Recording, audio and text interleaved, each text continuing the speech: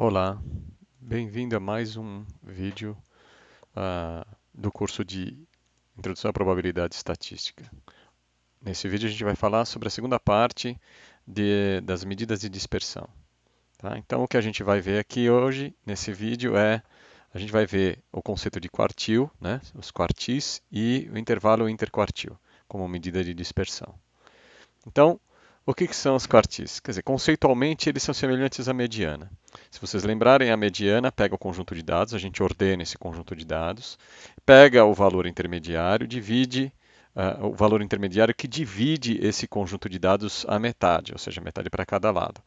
Quando o número é ímpar, é um número específico. Quando o número de elementos que tem nesse conjunto é par, você tem que pegar as duas posições centrais e fazer a média deles. O quartil é a mesma coisa. Você vai pegar, então, depois que você fez a mediana, você vai pegar, por exemplo, o primeiro quartil, você vai pegar a parte da esquerda, né, a metade inferior, dividir no meio de novo. E o terceiro quartil, você vai pegar a metade à direita e vai dividir no meio de novo. Então, o que significa quartil? O nome vem do fato de que você está dividindo em trechos de um quarto do valor do total de dados que você tem no seu conjunto. Então, se você tem 100 dados, você vai estar colocando 25 em cada pacote. Então, o primeiro quartil vai dizer o seguinte: ele vai estar com 25 dos valores dos elementos da sua amostra à esquerda dele. Ou seja, se você colocar ordenado em ordem crescente, por exemplo, esses dados, por exemplo, de 0 a 100, e você pegar o vigésimo, o quartil, você vai ter 25 números à esquerda. Tá? Se você pegar o terceiro quartil, ele vai ter 75 números à esquerda. Assim como o segundo quartil, que coincide com a mediana, vai ter 50 números, 50 objetos à sua esquerda. Tá? E o que seria o quarto quartil seria o 100% da amostra. Então você tem 100% dos dados abaixo daquele último valor. Tá? É bom notar que, associado ao termo quartil, existe o termo percentil ou quantil, né? Não confundir, tem um N no lugar do R aí, percentil ou quantil, que se refere ao intervalo que contém exatamente 1%. Tá? Então, quando você fala o percentil 10, significa que 10% dos dados estão à esquerda desse percentil 10. Se você fala em percentil 70, 70% dos dados estão à esquerda do percentil 10. Tá? Então, para a gente ilustrar um pouco melhor o que é essa história de quartis, imagine que você tenha os seus dados distribuídos numa linha reta, de maneira ordenada. Tá? Então, você tem a barra mais à esquerda aqui, é o mínimo do seu valor, né? O valor mínimo da sua distribuição, se ele tiver, considerando sempre que ele está ordenado. Tá? E aqui, essa barra mais à direita é o valor máximo.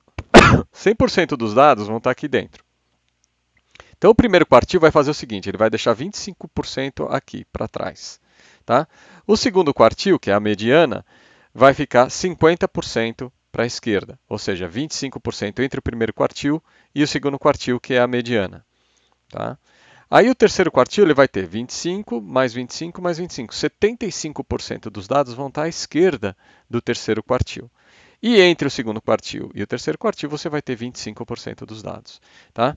E do terceiro quartil até o fim, você também tem 25% dos dados. Então, a gente pode ver claramente aqui que entre o quartil 1 e o quartil 3, a gente tem 50% dos dados. E essa distância, que contém 50% dos dados, é conhecida como intervalo interquartil. Tá? Interquartile range em inglês, né? E a gente vai denotar aqui pelo símbolo IQR. Tá ok? Por que eu estou colocando IQR? Porque alguns softwares, eu não conheço nenhum software, nenhuma biblioteca do Python que tem essa expressão, mas o R, por exemplo, que é um software de estatística, ele tem essa modalidade, esse método chamado IQR, que é o Interquartile Range. Ele já te dá, você dá um conjunto de dados para ele, ele já te dá, quando você pede o IQR, ele te dá qual é o intervalo interquartil. Tá ok? Então, o intervalo interquartil é uma medida de dispersão robusta. Tá? Então, a gente vai ver um exemplo aí desse IQR na distribuição de salários. Eu já vou falar o que significa esse robusto, o que significa isso. Tá? Então, a gente tem aqui a gente quer saber qual é o interquartile range, né, o intervalo interquartil do salário. Então, o que, que a gente faz? No Python, ele não dá o IQR direto para a gente. Ele dá os quantiles, ou percentiles. Tá?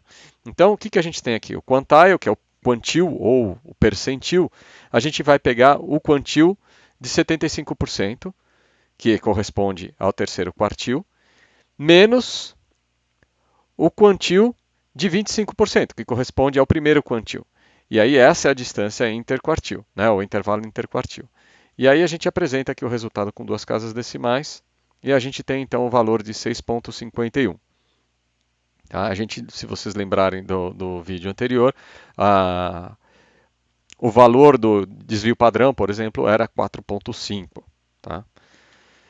Muito bem. Por que eu falei que é uma medida robusta? Porque existe um conjunto de medidas em estatística que são conhecidas como estatística não paramétrica ou estatística robusta, em que elas são robustas porque elas são menos suscetíveis à flutuação devido a um valor mais extremo, os chamados outliers, né, os valores que são muito discrepantes. Então, a mediana e os quartis são conhecidos como estatísticas robustas. Tá? Já a média e o desvio padrão, eles são muito sensíveis a esses outliers, né, a esses valores discrepantes. Então, você coloca um valor discrepante na sua amostra, o desvio padrão e a média ficam completamente distorcidos, enquanto a mediana e os quartis não mudam quase nada. Tá? Mudam muito menos, é muito mais robusto no sentido de que ele varia menos, é muito menos contaminado. Tá? Então vamos dar um exemplo aqui com um conjunto de números pequeno, aqui, com 7 valores, de 1 a 7, né? Os números inteiros de 1 a 7. Então a gente pode calcular a média, desvio padrão, mediana e o intervalo interquartil desse conjuntinho aqui. Tá? Então aqui a gente faz essa conta. Tá? Então a gente tem aqui, a gente preenche a nossa array, né, o nosso conjunto de dados, preenchendo de 1 a 7 em passos de 1. Tá? E aí a gente tem a média, a gente pede a média, a mediana e o desvio padrão. E aí o intervalo interquartil calculado como eu calculei no slide anterior. Tá? E aí a gente dá um Shift Enter aqui para fazer essa conta. E aí o que a gente tem, os resultados que a gente tem são 4, 4, ou seja, a média e a mediana coincidem, 2 para o desvio padrão e 3 para o intervalo interquartil. Veja que não dá para comparar diretamente o desvio padrão com o intervalo interquartil, mas a gente está colocando aqui junto só para dar uma noção do quanto esses valores vão variar quando a gente introduzir, então, um valor discrepante nesse conjunto de dados, tá ok? Então, agora a gente vai colocar esse valor discrepante, né? A gente vê que os valores são bem próximos, e a gente coloca, então, um valor extremo aqui. Eu coloquei um valor extremo, mas é um valor discrepante, tá? Então, o que eu coloquei? Eu aqui, o que está mostrando aqui é que eu estou adicionando, no final do meu conjunto de dados, eu tinha de 1 a 7, né? Então 1, 2, 3, 4, 5, 6, 7, e agora estou colocando o valor 100. Então 1, 2, 3, 4, 5, 6, 7 e 100. É um valor muito maior do que os demais. Tá? O que vai acontecer na hora que eu fizer isso? Então eu dou Shift Enter, o que vai acontecer? A média foi para 16. Veja, quase todos os valores estão abaixo da média. Tá? Então você tem, de 8 valores que você tem na sua amostra, 7 estão abaixo da média. Então a média não é uma boa medida de posição nesse caso. Tá? Por outro lado, a mediana está em 4,5. Ou seja, você continua tendo uma boa medida de posição com a mediana. O desvio padrão, então, é mais absurdo ainda. O desvio padrão é 31,8, ou seja, é uma medida de dispersão enorme. Ela diz para você que você tem uma flutuação muito grande. Então você olha para essa média e fala, bom, essa média é absurda, porque se você pegar essa média menos um desvio padrão, você vai pegar valores negativos. Né? Você vai admitir valores negativos na sua amostra. E a sua amostra, nesse caso, é só de valores positivos, é só de inteiros positivos.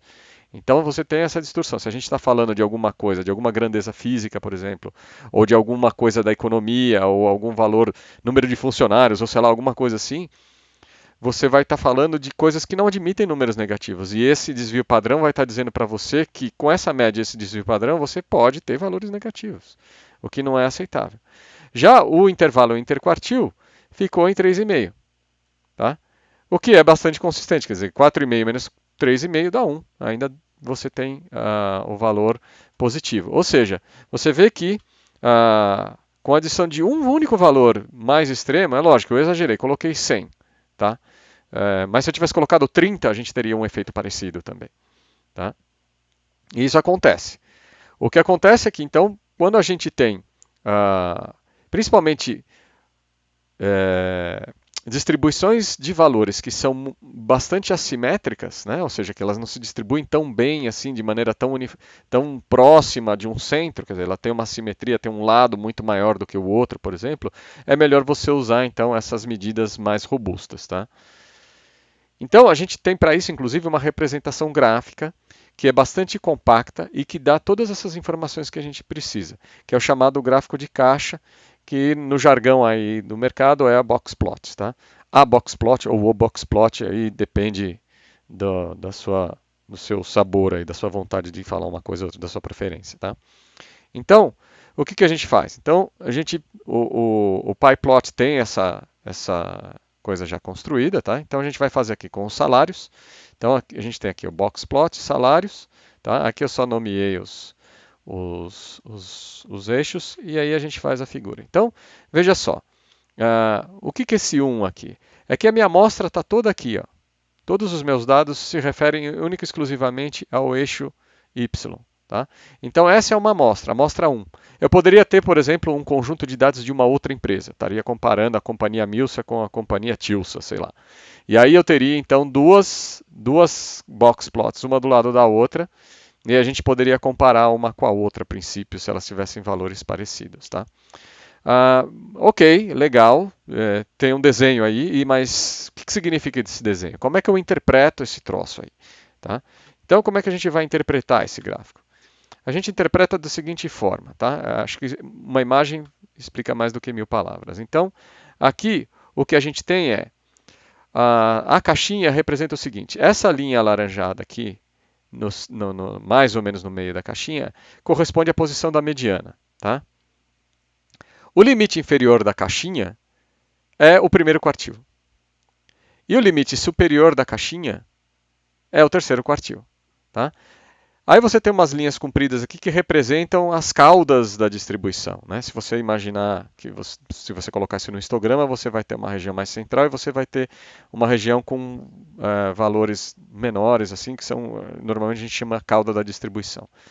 E aí esses valores aqui, essas barrinhas aqui, elas são calculadas em o quartil 3 mais 1,5, o tamanho da caixinha multiplicado por 1,5, né, o comprimento da caixinha multiplicado por 1,5, e a barrinha de baixo é o quartil 1 subtraído o comprimento 1,5 da caixinha.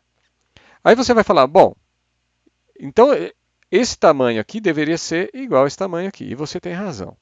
Então o que está de errado nessa figura aqui? O que está de errado é o seguinte, ele dá esse valor aqui ou o ponto onde acaba a distribuição, o que for menor. Tá? Então o que acontece? A distribuição de salários acaba no salário de valor 4. Então não faz sentido ele ir mais para baixo. Tá? Porque lembra, esse intervalo interquartil, a gente acabou de calcular, ele é, se não me falha a memória, 6,5. Então aqui a gente está mais ou menos um pouquinho acima de 7,5, como o quartil inferior. Então a gente vai pegar o quartil inferior para baixo. O que a gente vai ter aqui? Do quartil inferior para baixo, a gente teria 7,5 menos 6,5 vezes 1,5. Então a gente teria ainda que acrescentar mais 3. Seria mais ou menos 7,5 menos 9. Daria um valor negativo, que não faz sentido para esse gráfico aqui, para esse tipo de valor. A gente não tem salário negativo. Tá? Então aqui o que ele vai falar? Ele vai fazer? Essa barrinha vai parar no menor valor que tem na nossa amostra. Tá? E aqui, da mesma forma, no superior, ele está parando no maior valor que a gente tem na nossa amostra. Se vocês lembrarem, o maior valor era, se eu não me engano, 23 salários mínimos. Aqui a gente está no limite 22,5, ele está um pouquinho acima desses 22,5 aqui, que é aproximadamente o valor mais, que é exatamente o valor mais alto que a gente tinha. Tá legal? E aí o que acontece? Essa é uma coisa característica específica dessa amostra que a gente colocou, né? Ela é uma amostra pequena e contida num intervalo relativamente curto.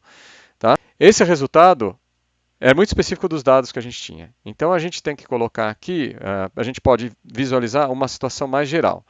Então, por exemplo, essa situação mais geral, o gráfico ficou pequenininho, eu tentei fazer maior, mas veja, aqui a gente tem uma distribuição de dados bem assimétrica, com caudas bem grandes à esquerda e depois a outra à direita e a outra com cauda à esquerda. Né? Então aqui a gente tem a mediana, os quartis, né? Mediana e quartis. Aí a gente tem aquele valor do quartil superior mais 1,5 o tamanho desse distância desse intervalo interquartil, tá? E aí a gente tem alguns pontos aqui. Esses pontos adicionais são os chamados outliers, tá? Então esses pontos circulares são os chamados outliers, que estão fora desse limite. Então a gente tem esse limite onde a gente considera a variação, ou a máxima variação que não é discrepante, tá? Então essa máxima variação que não é discrepante é o quartil superior mais 1,5 o tamanho do intervalo interquartil, ou o quartil inferior menos 1,5 o tamanho do intervalo interquartil. Tá legal? E aí, o que passar disso, o que ficar fora desse intervalo, é que a gente chama de valor discrepante ou outlier. Tá?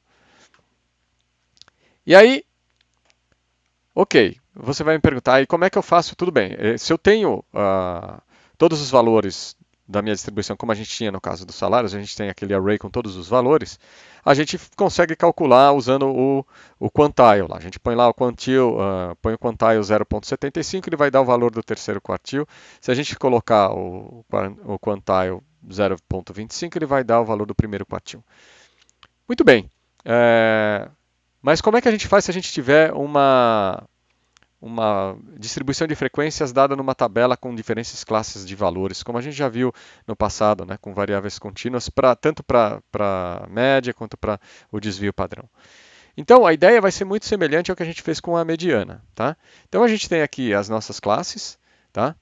E aí a gente tem que contar o quê? A gente tem que contar aonde está o primeiro quarto, para saber o quartil, a gente tem que contar os primeiros 25%, ou o primeiro quarto de valores.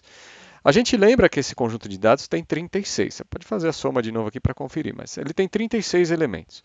Ou seja, metade da metade, o primeiro quarto, vai dar em 9. Tá? Então, assim, a metade tem 18. Então, de novo, a gente tem uma questão, um valor par, um número par de elementos. Então a gente vai precisar pegar os dois elementos centrais. Então os dois elementos centrais são o elemento na nona posição e o elemento na 10ª posição. Esses dois elementos estão na primeira classe, porque o 9 e o 10 estão aqui. A gente vai de 1 a 10 aqui. Tá? Então a gente não precisa fazer muita conta, porque a gente vai pegar justamente o valor do ponto intermediário desse intervalo aqui. Tá? Então esse intervalo aqui vai de 4 a 8, então o valor que a gente vai admitir para o primeiro quartil, nesse caso, é 6. O terceiro quartil, a gente tem que pegar então o último quarto da distribuição. Então a gente tem que pegar, se um quarto da distribuição são 9 valores, a gente tem que pegar 36 menos 9. 36 menos 9 vai dar no 27. Então a gente tem que pegar o 27º, e veja, de novo, a segunda metade também tem 18. Então a gente tem que pegar os dois valores centrais desses 18, né? Que vai do 19 até o 36. Então a gente tem que pegar o valor 27 e o valor 28. O 27 e o 28 estão aonde? Então a gente tem 10, 22, 22 mais 8, 30. Então a posição 27 e 28 estão nessa classe aqui. Então o terceiro quartil vai estar aqui dentro, e aí a gente vai usar de novo o ponto médio dessa classe aqui, que é o valor 14. Tá? Então é isso. Então nesse caso, o quartil número 1 é igual a 6 e o quartil número 3 é igual a 14. E a gente tem que lembrar que a mediana está nessa classe aqui. Então o valor da mediana aqui atribuído é 10. Ok? Bom, era isso que eu tinha para falar hoje nesse vídeo e até a próxima ocasião.